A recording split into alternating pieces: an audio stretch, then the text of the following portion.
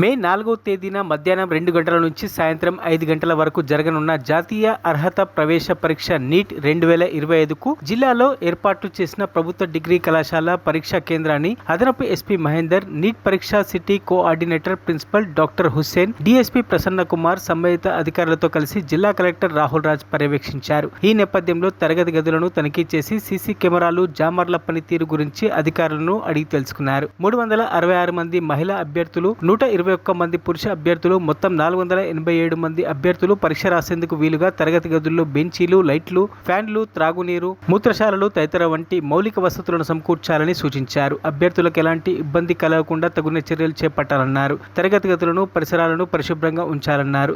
తరగతి గదుల్లో ఎక్కడా కూడా ఎటువంటి కాగితం ఉండడానికి వీల్లేదని ఆదేశించారు. ఈ పర్యవేక్షణలో కలెక్టర్ వెంట సంబంధిత అధికారులు తదితరులు పాల్గొన్నారు.